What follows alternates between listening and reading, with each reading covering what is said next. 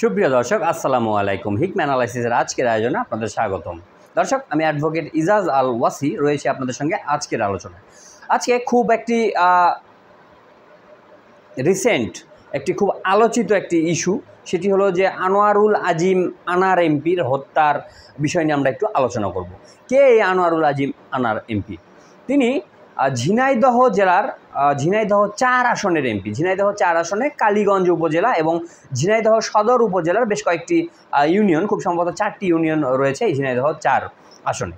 তো এই যে আনার এমপি, তিনি কিন্তু 14 সালে এমপি নির্বাচিত হয়েছেন, একতরফা যে নির্বাচনটি হয়েছিল, এবং 18 সালে রাতের ভোটে কিন্তু নির্বাচিত হয়েছেন। এবং সর্বশেষ এই যে 24-এর 7 জানুয়ারি যে ডামি নির্বাচন, সেই ডামি নির্বাচনেও কিন্তু তিনি নির্বাচিত হয়েছেন। তিনি এখন তিনবারের এমপিতে পরিণত হয়েছেন, যেটি বারবার আনোয়ারুল আজিম আনার এমপির যে মেয়ে ডরিন, তিনি কিন্তু সাংবাদিকদের সঙ্গে কথা বলার সময় বারবার কিন্তু এটি কিন্তু বলছিলেন যে আমার বাবা তিনবারের সংসদ সদস্য। তো এই তিনবার কীভাবে সংসদ সদস্য হলেন, কোন নির্বাচনগুলোতে সংসদ সদস্য হলেন, এটাও কিন্তু একটি গুরুত্বপূর্ণ আলোচনা। এই যে 24 সালের যে নির্বাচন 7 জানুয়ারি, এই নির্বাচনের পূর্বেই যখন নির্বাচনী যে হলফনামা, সেখানে যখন সম্পদের হিসাব দিতে হয়, সেখানে দেখা যাচ্ছিল যে আনোয়ারুল আজিম আনার এমপি যে হিসাব দিয়েছেন, তার প্রেক্ষিতে তার পূর্বে যে হিসাব দেওয়া ছিল সম্পদের, সেই সম্পদের 222 গুণ সম্পত্তি বৃদ্ধি পেয়েছে। মানে পূর্বে যদি 1 টাকা তার সম্পত্তি থাকতো, এখন সেটি 222 টাকায় সম্পত্তি পরিণত হয়েছে। এটি মানে অফিসিয়াল হিসাবে এটা বলা হচ্ছে, এবং পত্রপত্রিকাগুলোতে কিন্তু সেটা এসেছে। আপনারা একটু নিউজ সার্চ করলেই পাবেন। আমি কিন্তু এই নিউজটি সার্চ করতে গিয়ে কিন্তু এই জিনিসটি কিন্তু জানতে পেরেছি। তো এই 222 গুণ সম্পত্তির বিষয় যেটি বলা হচ্ছে, এটি কিন্তু শুধুমাত্র তার মানে বৈধ হিসাব যেটুকু তিনি দিয়েছেন নির্বাচনী হলফনামায়, সেটুকুই। এর বাইরে তার যে অবৈধ সম্পদ বা যে তথ্যগুলো তিনি গোপন করেছেন, তার হিসাব কিন্তু আসেনি। তো সেই হিসাবগুলো যদি করা যায়, সেটি যদি 2022 গুণও হয় বা আরও বেশি যদি হয়, অবাক হওয়ার কিন্তু কিছু থাকবে না। এই আনোয়ারুল আজিম এমপি দীর্ঘদিন যাবৎ নানা রকম অপকর্মের সঙ্গে জড়িত, এবং তিনি কিন্তু স্বর্ণ চোরাচালান, আন্তঃরাষ্ট্রীয় স্বর্ণ চোরাচালান, যেটি ভারত থেকে বাংলাদেশে, তিনি অনেক সময় এটি দুবাই থেকে স্বর্ণ ভারতে আসে এবং ভারত থেকে বাংলাদেশে আসে, বা এইভাবে ভারতকে রুট হিসেবে ব্যবহার করে এই যে স্বর্ণ চোরাচালানের যে ব্যবসাটি তিনি করে থাকেন। এর পাশাপাশি তিনি কিন্তু হুন্ডি ব্যবসার সঙ্গেও কিন্তু জড়িত। হুন্ডি ব্যবসা কি, এটা আপনারা অনেকে জানেন। এটি বলতে গেলে মানে ভিডিও অনেক দীর্ঘ হয়ে যাবে, এটা অন্য কোনো সময় আলোচনা করা যাবে। মূলত টাকা পাচারের একটি ব্যবসা হলো এই হুন্ডি ব্যবসা। মানে দেশের যে ইকোনমিক চ্যানেলগুলো রয়েছে, ব্যাংকিং চ্যানেল, সেই ব্যাংকিং চ্যানেলের ট্যাক্সকে ফাঁকি দিয়ে টাকা পাচার করার ব্যবসা হলো হুন্ডি ব্যবসা। তো এই হুন্ডি ব্যবসাও কিন্তু শত শত হাজার কোটি টাকার ব্যবসা, এবং স্বর্ণ ব্যবসাও কিন্তু এরকম অনেক বড় একটি ব্যবসা। এটি আলু বেগুন বা পেঁয়াজের ব্যবসা নয়, এটি সোনার ব্যবসা। তো এই যে ব্যবসাগুলো তিনি যে করেন এবং এই চোরাচালানের সঙ্গে যে জড়িত, এটি কিন্তু তার এলাকার লোকজন, তারা কিন্তু সকলেই জানে। তার এলাকার যে আওয়ামী লীগের নেতৃবৃন্দ, তারাও কিন্তু এটি স্বীকার করেছে যে আমরা এটি জানতাম। এখন তারা যদিও বলছেন যে আমরা এটি জানতাম এবং আমরা এটি আনারকে বলেছি, আনার তখন বলেছে যে না ভাই, আমি এগুলো আগে করতাম, এখন আর করি না, ভবিষ্যতে আর শুনবেন না। এই জাতীয় মানে দায় সারা টাইপের কথাবার্তা তারা কিন্তু এখন বলছেন। এবং আওয়ামী লীগের সাধারণ সম্পাদক ওবায়দুল কাদের, তিনিও কিন্তু এখন কিন্তু এইসব বিষয়ে কিন্তু বলছেন না। তিনি বলছেন যে জনপ্রিয়তা দেখে তাকে ভোট দেওয়া হয়েছে, নমিনেশন দেওয়া হয়েছিল আওয়ামী লীগের। তো এখন এই যে 14 সালে যে নির্বাচন, যেখানে বিএনপি নেই, 18 সালে যে রাতের নির্বাচন, 22 সালে বিএনপি নেই, যে ডামি নির্বাচন, এই নির্বাচনগুলোতে জয়লাভ করতে আসলে কোনো জনপ্রিয় ব্যক্তির প্রয়োজন হয় না। এই নির্বাচনগুলোতে নমিনেশন পেতেও এরকম কালো টাকার প্রয়োজন।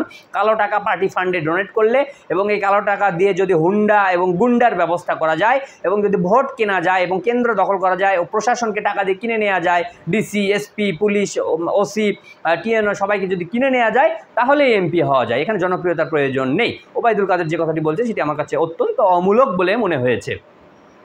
তো এই যে আনার এমপি এতদিন ধরে যে চোরাচালানি ব্যবসার সঙ্গে যে জড়িত, এবং তার যে এই যে অপকর্ম কুকর্ম, এগুলো বিষয়ে তার পরিবারের লোকজন কি কখনো তাকে সতর্ক করেছিলেন কিনা, এটা আমি জানি না। কারণ যেহেতু এই বিষয়টি সবাই জানে এবং একটি ওপেন সিক্রেট বিষয়, তো এটি তার পরিবারের লোকজনও জানে। তো তারা এতদিন তার মানে এই যে ডরিনের কথা বলবো, ডরিন যিনি আনোয়ারুল আজিম এমপির মেয়ে, তিনি কিন্তু এখন সাংবাদিকদের সামনে এসে অনেক সুন্দর সুন্দর কথা বলছেন। এই কথাগুলো যদি তিনি তার বাবা হত্যার আগে তার বাবাকে বলতেন, তিনি যদি এই চোরাকারবারি ব্যবসা থেকে বাবাকে সরিয়ে এনে সৎ পথে ভালো একটি রাজনীতি, সুস্থ ধারার ব্যবসা বাণিজ্য রাজনীতি করতে যদি উৎসাহিত করতেন, তাহলে হয়তো তাকে আজকে এই দিন দেখতে হতো না, তাকে এখন মিডিয়ার পেছনে ঘুরতে হতো না, এখন বাবার লাশ খোঁজার জন্য কান্নাকাটি করতে হতো না, কিংবা বিচার চেয়ে গড়াগড়ি দিতে হতো না। তো আমাদের দেশে এই ট্র্যাডিশনটা কিন্তু অনেক মানে খুবই কিন্তু প্রচলিত, যে এই যে ঘুষখোর বা চোরা কারবারি বা যারা অনৈতিকভাবে যারা অবৈধ টাকা ইনকাম করে তাদের যে পরিবারবর্গ, সন্ততি তারা কিন্তু এই হারামের টাকা দিয়ে কিন্তু অনেক আনন্দ ফুর্তিতে কিন্তু জীবন কাটায়, অনেক মৌজ মাস্তি বিলাসে তারা জীবন কাটায়। কিন্তু তারা কিন্তু কখনোই তার বাবাকে কিন্তু প্রশ্ন করে না যে এই টাকার উৎসগুলো আসলে কোথায়। তারা যদি এই টাকার উৎসগুলো নিয়ে যদি প্রশ্ন করতো এবং তাদের বাবাদেরকে যদি সতর্ক করতো, তাহলে কিন্তু বাংলাদেশের দুর্নীতির হার কিন্তু অনেক কমে আসতো। বাবা যখন দেখতো যে আমি এই টাকা জমাচ্ছি কিসের জন্য, আমার পরিবারকে, সন্তানকে সুখে রাখার জন্য, আমার সেই সন্তান যখন চাচ্ছে না যে আমি দুর্নীতি করে টাকা কামাই, তাহলে আমার এই দুর্নীতি করে আসলে কি লাভ, তখন কিন্তু এই দুর্নীতির হারটি কিন্তু কমে আসার সম্ভাবনা ছিল। এবং এই ধরনের যে ঘৃণ্য যে নৃশংস যে হত্যাকাণ্ড, এইটিও কিন্তু ঘটার সম্ভাবনা ছিল না। তো এখন এই হত্যাকাণ্ডটি যখন ঘটে গেছে, তো এই হত্যাকাণ্ডটি নিয়ে এখন কি হচ্ছে এখন পর্যন্ত আজকে অবধি, আমি সেটা নিয়ে একটু সংক্ষেপে আলোচনা করি। প্রথমত 11ই মে আনারুল আজিম আনার এমপি তিনি গেছেন ভারতে। বলা হচ্ছে যে তিনি চিকিৎসার জন্য গেছেন, কিন্তু আমার কাছে এটি মনে হয় না যে তিনি চিকিৎসার জন্য গেছেন। কারণ তিনি যদি চিকিৎসার জন্য গিয়ে থাকতেন, তাহলে কোথায় কোন ডাক্তারের কাছে দেখিয়েছেন, কোন হাসপাতালে গেছেন, সেগুলো বিষয়ে কিন্তু তথ্য পাওয়া যেত। এখনও কিন্তু সে ধরনের কোনো তথ্য পাওয়া যায়নি। এবং তিনি যে এখান থেকে গেছেন, গিয়ে তিনি বরাহনগর, ভারতের বরাহনগর নামক এলাকায়, সেখানে কিন্তু তার এক স্বর্ণ ব্যবসায়ী বন্ধু গোপাল বিশ্বাস তার বাড়িতে উঠেছেন। তো দেখুন, এই যে স্বর্ণ চোরা কারবারের কিন্তু স্বর্ণে কিন্তু লিঙ্ক, সেখানে গিয়ে কিন্তু সেই স্বর্ণ ব্যবসায়ীর কাছে কিন্তু তিনি উঠেছেন। তিনি চিকিৎসার জন্য গেলে তো বরাহনগর থাকার কথা নয়, তার থাকার কথা ছিল কলকাতা শহরে। সেখানে তিনি বিভিন্ন হাসপাতালে ডাক্তারদের কাছে কিন্তু তিনি চিকিৎসা নিতেন। তো এখন যেটি হলো সেটি হলো যে এই গোপাল বিশ্বাসের বাড়ি থেকে তিনি কলকাতা শহরে যান, এবং কলকাতা শহরে যাওয়ার পরে তিনি আর ফিরে আসেন না। তখন এই বিষয়টি নিয়ে তখন তারা চিন্তিত হয়ে পড়ে, এবং তার পরিবারকে যখন আনারুল আজিম আনার এমপির পরিবারকে যখন গোপাল বিশ্বাস জানায় বিষয়টি, তখন তারা উদ্গ্রীব হয়ে পড়ে। এবং কয়েকদিন পরেও যখন এটির কোনো খোঁজ পাওয়া যাচ্ছিল না, এটি সম্ভবত 18 তারিখে, তখন তারা থানায় যান এবং আইনে শরণাপন্ন হন। তখন জিনিসটি প্রকাশিত হয় যে আনারুল আজিম আনার এমপি নিখোঁজ। তো নিখোঁজ পর্যন্ত শোনা যায়, কিন্তু তখনও হত্যার কথা কিন্তু শোনা যায় না। এবং পরবর্তীতে এটি নিয়ে যখন তদন্ত শুরু হয়, তদন্ত শুরু হলে ভারতের পুলিশ তারা বলেন যে তাদের কাছে রিপোর্ট আছে যে এই যে সঞ্জীবা গার্ডেন, কলকাতার যে নিউ টাউন এলাকায়, সেই সঞ্জীবা গার্ডেন একটি অ্যাপার্টমেন্টে 13ই মে তাকে ঢুকতে দেখা গেছে, কিন্তু তারপরে আর তাকে বের হতে দেখা যায়নি। তো এখান থেকে অনুমান করা হচ্ছে যে তিনি 13ই মে খুন হয়েছেন। এবং 16, 17, 18 তারিখ মে মাসের এই 3 দিনে এই আনারুল আজিম আনার এমপির যে লাশটিকে প্রথমে বলা হচ্ছে, নানা রকম খবর কিন্তু ছড়িয়েছিল যে টুকরো টুকরো করা হয়েছে, 80 টুকরো করা হয়েছে। টুকরো করে কি তারা গুনেছিল কিনা, গুনে কি আবার ডিবি হারুনকে কি জানিয়েছিল কিনা, এটা আমার আসলে জানা নেই যে আসলে কত টুকরো হয়েছে। তো এই 80 টুকরো মাংস তারা নাকি আবার হলুদ দিয়ে মশলা দিয়ে গিয়ে মাখিয়ে ফ্রিজে রেখেছিল। তারা কি আসলে ভুনা করে খেতে চেয়েছিল কিনা, এটিও কিন্তু একটি প্রশ্ন দর্শক, যে তারা কেন হলুদ দিয়ে মাখালো। এবং পরবর্তীতে যেটি জানা গেল যে এই লাশের টুকরোগুলোকে সুটকেস, বড় সুটকেস, লাগেজ ব্যাগ, এই লাগেজ ব্যাগে করে কিন্তু নিয়ে যাওয়া হয়েছে। এবং সিসিটিভি ক্যামেরায় কিন্তু সেটি কিন্তু দেখা গেছে। ডিবি হারুন তিনি একবার বললেন যে 3টি সুটকেসে করে নেওয়া হয়েছে এই লাশের টুকরোগুলোকে, কখনো বললেন 2টি সুটকেসে, পরবর্তীতে আবার শোনা গেল 1টি সুটকেসে, এবং তিনি বললেন যে গ্রে কালারের সুটকেসে নেওয়া হয়েছে। আমরা কিন্তু ভিডিওটিতে দেখলাম যে পেস্ট কালারের একটি সুটকেসে কিন্তু নেওয়া হয়েছে। তো আসলে তার কথাবার্তাগুলো বরাবরই কি বলবো যে অসংলগ্ন কথাবার্তা তিনি বলেন। এখন যেহেতু তিনি ডিবি প্রধান, এবং বাংলাদেশে যেহেতু পুলিশই একটি রাষ্ট্রে পরিণত হয়েছে এবং পুলিশের রামরাজত্ব, এখানে একজন ডিবির কর্মকর্তা, ডিবির প্রধান, তিনি যা বলবেন তাই আমাদেরকে হজম করতে আমরা বাধ্য। তো সেই জন্য তার কথাগুলোকে আসলে মেনে নিতে হয়, কারণ সাংবাদিকরাও সেভাবে তাকে পাকড়াও করেন না যে আসলে তিনি এগুলো কোথা থেকে পেলেন বা তার এই কথার ভিত্তি কী, পাল্টা প্রশ্ন কিন্তু তেমন করেন না। তো তারপরে এই লাশের আর কোনো খোঁজ পাওয়া যায় না। এর মধ্যে যেটি জানা যায় সেটি হলো যে কোটচাঁদপুরের মেয়র, এই মেয়রের ভাই আখতারুজ্জামান শাহিন, এই আখতারুজ্জামান শাহিন যিনি আমেরিকার একজন নাগরিক, তিনি মূলত পরিকল্পনা করে কিন্তু হত্যা করেছেন। তখন জানা যাচ্ছিল যে 5 কোটি টাকার একটি কিলিং মিশন ছিল, 5 কোটি টাকার কন্ট্রাক্টে এই যারা কিলার তারা এই আনারুল আজিম আনার এমপিকে হত্যা করে। এবং এই হত্যাকাণ্ডের পরে বা আগে এই শাহিন যিনি এটার মূল পরিকল্পনাকারী, তিনি ভারত থেকে পালিয়ে নেপাল যান, এবং নেপাল থেকে তিনি আমেরিকায় চলে যান। এবং এই হত্যাকাণ্ডের সঙ্গে যারা জড়িত, কারা জড়িত, এটি কিন্তু তদন্তের আগেই বাংলাদেশের কিন্তু পুলিশ বা আপনার বাংলাদেশের মন্ত্রীরা কিন্তু জেনে গেছেন। কীভাবে জানলেন এটা তারাই ভালো বলতে পারেন, হয়তো তাদের ওপরে ফেরেস্তা দিয়ে ওহী নাজিল হতে পারে, আমাদের মতো সাধারণ মানুষের পক্ষে এটি জানা সম্ভব নয়। স্বরাষ্ট্রমন্ত্রী আসাদুজ্জামান খান কামাল তিনি কিন্তু বললেন যে এই হত্যাকাণ্ডের সঙ্গে ভারতের কোনো লোক জড়িত নয়, বাংলাদেশের লোকই জড়িত। তিনি কীভাবে এটি শিওর হলেন? তিনি কি আসলে চাচ্ছিলেন যে ভারতকে এর ভেতরে না জড়াতে, যেহেতু বাংলাদেশের একজন সংসদ সদস্য একজন এমপি হত্যা হয়েছে, এর ভেতরে ভারতকে জড়িয়ে জিনিসটি একটি এমনিতেই বাংলাদেশে কিন্তু ভারত বিরোধী একটি ব্যাপক সেন্টিমেন্ট এবং ভারতীয় পণ্য বয়কটের কিন্তু একটি আন্দোলন চলছে, এর মধ্যে একজন এমপি ভারতের মাটিতে গিয়ে হত্যা হলেন, এটি কিন্তু একটা ব্যাপক ইম্প্যাক্ট ফেলতে পারে। সম্ভবত এই ইম্প্যাক্টটিকে যেন ভারতের ওপরে না পড়ে সেখান থেকে ভারতকে রক্ষা করার জন্যই আসাদুজ্জামান খান কামাল সাহেব এই বিষয়টি তদন্তের আগেই তার ওহী থেকে প্রাপ্ত এই যে খবরটি তিনি কিন্তু প্রকাশ করে দিয়েছিলেন। এখন পরবর্তীতে যেটি দেখা যাচ্ছে যে শিমুল ভুঁইয়া নামের এক ব্যক্তি বা ওরফে আমানুল্লাহ বলা হচ্ছে, তার প্রকৃত নাম নাকি আমানুল্লাহ নাকি শিমুল ভুঁইয়া সামথিং, তো ইনি ছিলেন হলো ওই যে বা আমাদের এখানে পূর্বে ছিল যে চরমপন্থী যে সংগঠনগুলো, পূর্ব Bangla communist party, freedom party, তারপরে লাল পতাকা বাহিনী, এরকম যে চরমপন্থীগুলো সংগঠনগুলো ছিল, এরকম একটি চরমপন্থী সংগঠনের সদস্য, তাকে মূলত কন্ট্রাক্ট দেওয়া হয় এই আনার এমপিকে হত্যা করার জন্য, এবং তারা ভারতে যায়, ভারতে গিয়ে এই সঞ্জীবা গার্ডেনে তারা এখানে হত্যা করে আসে। এবং পরবর্তীতে দেখা যায় যে জিহাদ নামের একটি ছেলেকে আটক করা হয়, বলা হচ্ছিল যে সে নাকি বম্বেতে বা ভারতের মুম্বাইতে কসাইয়ের কাজ করে, তাকে আনা হয়েছিল 5,000 টাকার বিনিময়ে, সে নাকি এই আনার এমপির লাশকে টুকরো টুকরো করে দিয়েছে, এবং সেই লাশ টুকরোগুলো পরবর্তীতে ফয়সাল নামের অপর এক আসামি এবং আরও একজন কি নাম আমার এই মুহূর্তে মনে পড়ছে না, তারা নাকি বাইরে গিয়ে বিভিন্ন জায়গায় ছড়িয়ে ছিটিয়ে ফেলে দিয়েছে। তো আসলে পরবর্তীতে এই জিহাদের পরিবার বাড়ি সম্ভবত খুলনা, সেখানে তার পরিবারের সঙ্গে বাংলাদেশের সাংবাদিকরা যখন কথা বলতে যায় তখন কিন্তু যেটি জানা যায় সেটি হলো যে তার পরিবার কখনোই জানেন না বা শোনেননি যে কসাইয়ের কাজ করে জিহাদ, বা জিহাদ কসাইয়ের কাজ করেছেন এটা তারা সম্পূর্ণ অস্বীকার করে। সে ওখানে অন্যান্য বিভিন্ন কাজ, দিনমজুরের কাজ ইত্যাদি কাজ করে, এরকমটি তারা জানাচ্ছিলেন, বা দোকানে কাজ টাজ করে, কিন্তু কসাইয়ের কাজ করে এটা তারা অস্বীকার করেছে। তো আসলে কি জিহাদ কি কসাই কিনা, নাকি তাকে কসাই সাজানো হলো, এটিও একটি প্রশ্ন জনগণের মনে রয়েছে। আর ওই যে মন্ত্রীদের যে ওহী নাজিলকৃত ওহীর যে খবর, এগুলো সব মিলে কিন্তু একটি কিন্তু মানে গোলমেলে কিন্তু একটি পরিস্থিতি। তো এখানে কোনোভাবেই কিন্তু এই জট কিন্তু সমাধান করা যাচ্ছিল না। এর মধ্যে আবার শোনা যাচ্ছে যে ফয়সাল নাকি এরকম একটা নাম, সে নাকি গ্রেপ্তার হয়েছে, নাকি আরেকজন আসামি সে নেপালে পালিয়ে গেছে, তাকে আটক করা যাচ্ছে না, তাকে আটক করা গেলে তখন জানা যাবে যে সে লাশের টুকরোগুলো কোথায় ফেলেছে, তাহলে এই টুকরোগুলো উদ্ধার করা যাবে। এখন এই যে নিখোঁজ হয়েছেন বা গুম হয়েছেন যে আনার এমপি, সে যে হত্যা হয়েছে এটা কিন্তু নিশ্চিতভাবে বলা যায় না। আইন অনুযায়ী সে যে হত্যা হয়েছে এটি যারা দাবি করবে, এটা সাক্ষ্য আইনে বলা হচ্ছে যে কোনো ব্যক্তি যে জীবিত ছিল এটার প্রমাণ যদি থাকে, এবং পরবর্তী সে যে মৃত হয়েছে বা মারা গেছে এটি যদি কেউ দাবি করে যে সে মারা গেছে, তাহলে যে দাবি করছে তাকেই প্রমাণ করতে হবে যে সে মারা গেছে। তো এই মৃত্যুর প্রধান যে আলামত সেটি হলো কিন্তু মানে এই মৃতদেহ, এই লাশটি, সেই লাশটি কিন্তু এখন পর্যন্ত উদ্ধার করা যায়নি।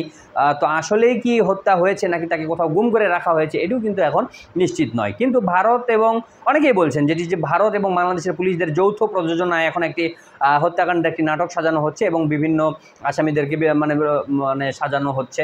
এই আখতারুজ্জামান শাহীন, যাকে এটার মূল হত্যাকারী বলা হচ্ছে, তিনি কিন্তু এটি সম্পূর্ণ অস্বীকার করেছেন এবং তিনি বলছেন যে এটি নিয়ে বারবার কথা বলে লাভ নেই, এটা পরবর্তীতে আদালতে এটি বিচার হবে বা কী হবে এটা পরের বিষয়। মানে মোট কথা আখতারুজ্জামান শাহীন, যেটি কোটচাঁদপুরের মেয়রের ভাই, তিনি কিন্তু এটি অস্বীকার করেছেন।